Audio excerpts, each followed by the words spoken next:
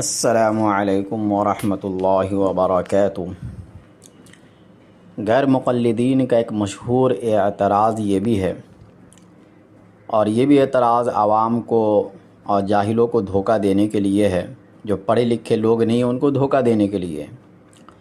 وہ اعتراض یہ ہے کہ چاروں مذہب یعنی چاروں ائمہ کا مسلک کس طرح حق پر ہو سکتا ہے، کیونکہ حق تو ایک ہی ہوتا ہے، لہذا سب کی بات غلط ہے، اور بہتر یہ کہ تقلید جو ہے یہ چھوڑ دو اور براہ راست قرآن و حدیث پر اپنی سمجھ کے مطابق عمل کیا جائے، کیونکہ حق ایک ہوتا ہے۔ حق جو ہے نا 2 یا 4 یا 5 نہیں ہو سکتے ہیں، لہذا چاروں کو اپنے ذہن سے نکال دو، اور جو اہل حدیث حضرات جو ڈائریکٹ قرآن و حدیث پر عمل کرتے ہیں بس ان کے مسلک کو لے لو۔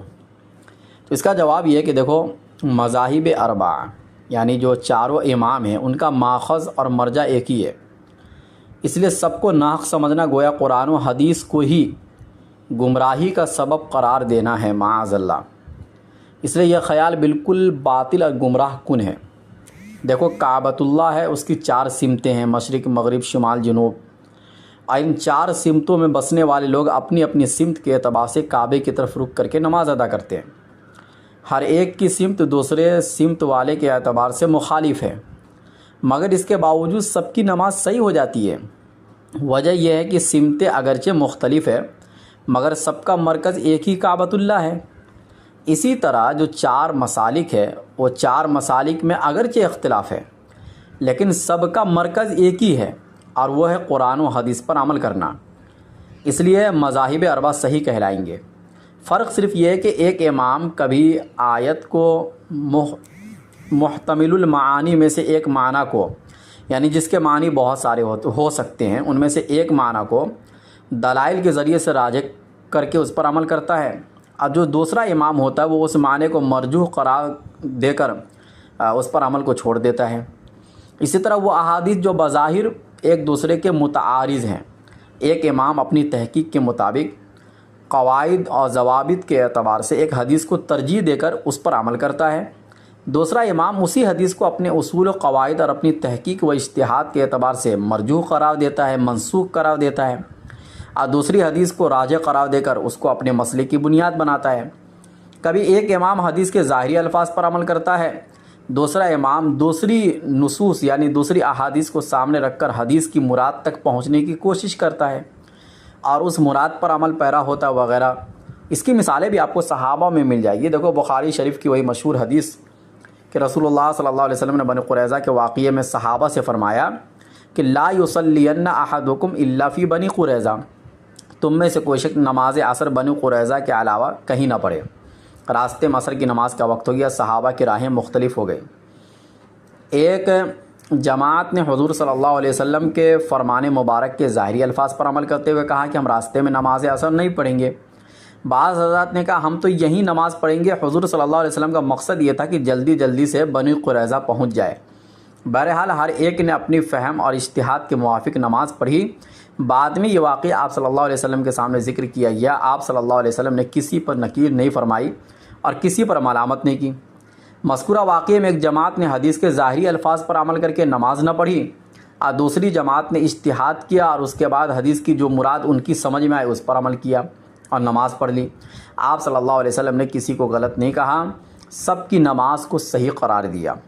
دوسری مثال نسائی میں حضرت طارق رضی اللہ عنہ سے روایت ہے کہ ایک شخص جنوبی ہو گیا، اب پانی نہ ہونے کی وجہ سے نہ غسل کیا، نہ تیمم کیا، نہ نماز پڑھی۔ بعد میں آپ صلی اللہ علیہ وسلم کی خدمت میں حاضر اور اپنا قصہ بیان کیا۔ آپ صلی اللہ علیہ وسلم نے ان کی تصویب فرمائی، یعنی ان کو درست فرمایا۔ دوسرے ایک صحابی کو ایسا ہی واقعہ پیش آیا، انہوں نے تیمم کر کے نماز پڑھ لی اور خدمت اقدس میں حاضر ہو کر اپنا عمل بیان کیا۔ آپ صلی اللہ علیہ وسلم نے ان کی بھی تصویب فرمائی۔ غور کیجئے، دونوں حضرات نے اپنے اپنے اجتہاد پر عمل کیا، بظاہر دونوں کے عمل میں تضاد ہے، مگر آپ صلی اللہ علیہ وسلم نے کسی کو غلط نہیں کہا۔ یہی حال ائمہ اربعہ کا ہے۔ جیسے آپ صلی اللہ علیہ وسلم کی ہدایت ہے کہ تاریک رات میں یا جنگل میں جب قبلہ مشتبہ ہو جائے تو اس پر واجب ہے کہ تحری کرے، اور جس طرف تحری واقع ہو یعنی اجتہاد کرے، غور و فکر کرے، اور جس طرف اس کا اجتہاد چلا جائے قبلہ ہونے کا گمان غالب ہو، اسی طرف منہ کر کے نماز پڑھ لے۔ اب مثلا چند افراد یا سب نے اپنی اپنی تحریک کے موافق 4 سمتوں کی طرف رخ کر کے نماز پڑھی، کوئی مشرق کی طرف، کوئی مغرب کی طرف، کوئی جنوب کی طرف، کوئی شمال کی طرف، تو باوجود اختلاف کے حدیث کے اعتبار سے اس کی نماز صحیح ہو جائے گی۔ یہی حال ائمہ اربعہ کا ہے کہ سب قرآن و حدیث کو سامنے رکھ کر اجتہاد کرتے ہیں۔ اگر کسی مسئلے میں اختلاف ہو جائے تو چونکہ سب کا مرکز ایک ہی ہے یعنی قرآن اور حدیث، اس لیے سب کا عمل صحیح کہلائے گا۔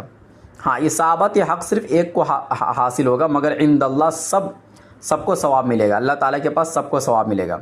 البتہ جو صحیح نتیجے تک پہنچے گا اس کو دوہرا اجر ملے گا، اور جو صحیح نتیجے تک نہیں پہنچے گا اس کو بھی ایک اجر ملے گا۔ اور یہ بات بھی خود بخاری اور مسلم کی حدیث سے ثابت ہے کہ اذا حکم الحاکم فاجتہد فاصاب فلہ اجران، کہ جب شرعی حکم لگانے والا کوشش کرتا ہے، صحیح بات حق کو حاصل کر لیتا ہے تو اس کو دوہرا ثواب ملتا ہے۔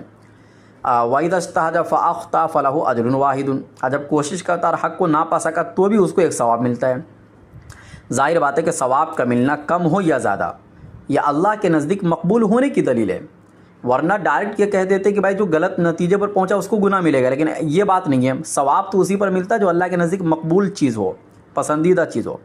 لہذا چاروں مذاہب عند اللہ مقبول ہے، اور حق کس کو حاصل ہوا اس کا علم خدائی کو ہے، لیکن چونکہ ہر ایک امام نے اصابت حق کی سعی کی ہے، کوشش کی ہے کہ درست نتیجے تک پہنچے، اس لیے ہر ایک کا اپنے کو حق پر کہنا بھی صحیح ہے۔